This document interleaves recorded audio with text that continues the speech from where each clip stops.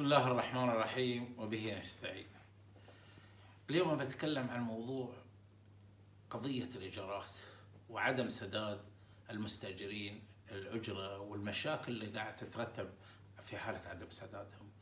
يعني هذه ظاهرة تأثر على اقتصاد البلد، تأثر على المواطن القطري، تأثر على المستثمر القطري. أيضا هذا المستثمر القطري يأخذ أموال من البنوك، تمويل من البنوك. البنوك تتأثر، يعني هو متأثر في عدم إعطائه، متأثر إذا كان مساهم أيضا تنخفض حقوقه، لأن في الأخير هو اللي قاعد يتضرر إذا كانت عنده التزامات، إذا كان دافع شيكات، عقار، قيمة العقار قاعد ينزل. يعني هاي الظاهرة لابد أن تدرس ولازم تشوف. يعني اليوم الأجنبي، يعني احنا الحمد لله في تعديلات القانون كل شيء. يعني اليوم القطري اذا ما يحول الاجنبي راتبه على مو بعد ما، يعني اذا اعطاه بس ما حول راتبه على البنك يعتبر مخالف ويحال الى المحكمه الجنائيه باعتبار انه خالف القانون وتمثل عليه جريمه، ممكن غرامه، ممكن السجن. زين، يعني احنا للاسف ما تشوف ايضا نص يخدم هذا القطري ويخدم هذا المستثمر اللي قاعد يبني في البلد وينمو البلد. بحاجه الى مستثمرين يستثمرون في العقار ويشجعهم، بس في نفس الوقت يجب ان ياخذ هذا المالك حقوقه. يعني اليوم فرض عليه ان يدفع رسم للبلديه وصارت لجنه.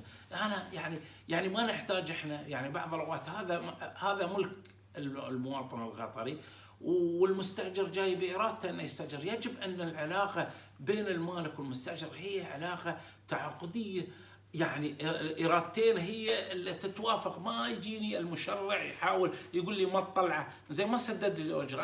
انا مستثمر اعطيت العقار على اساس اذا ما سدد لي الاجره ليش ما اطلعه؟ اذا قطعت عليه الكهرباء صرت انا متعب. يعني هل معقول يقعد سنتين ثلاثه ليه ما اخذ عليه حكم وافسخ العقد؟ اليوم قانون المرافعات ايضا تعدل قانون المرافعات، قال الحكم اللي قابل للاستئناف ما يتم تنفيذه. يعني انا اروح للجنه تفضل المنازعات، عقبه هو يستأنف، عقبه.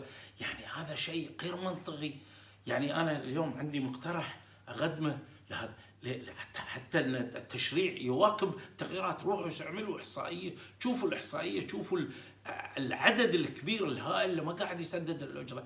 يعني مثل ما تعدل قانون المرافعات المدنيه كان يفترض ان يعدل لصالح هذا البلد ولصالح الاقتصاد. يعني في قانون التعديل، يعني انا اقترح يعني بنص بهذا المحتوى يكون في تعديل قانون الايجارات. يعني النص يقول يفترض ان نضيف نص يجوز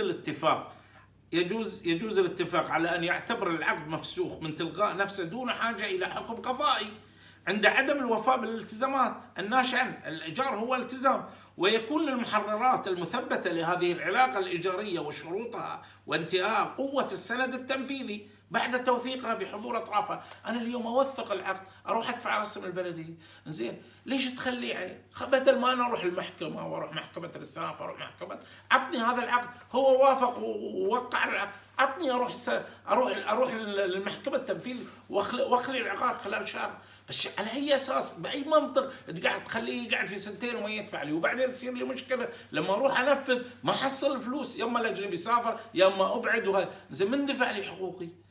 يعني ظاهره يجب حلها بسرعه. زين ايضا نضيف في نص الماده 324 من قانون العقوبات، النص موجود سطر واحد نضيفه: يعاقب بالحبس مده لا تتجاوز سنه وبالغرامه لا تزيد على 5000 او باحدى هاتين العقوبتين كل من دخل عقارا بوجه قانوني وبقى فيه بعد انتفاء الغرض الذي دخل من اجله خلافا لإرادة من له حق في إخراجه، ويعتبر المستأجر في حالة عدم سداد الإجرة هذه الإضافة مغتصبا للعين، حتى أنه يكون في قانون العقوبات يعاقب هذا الشخص اللي ما يسدد الأجرة، حساس نقصر المدة في إخراجه.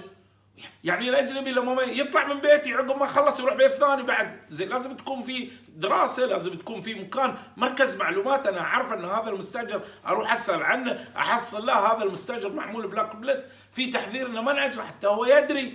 ما يطلع من بيتي يروح بيت ثاني نفس المشكلة.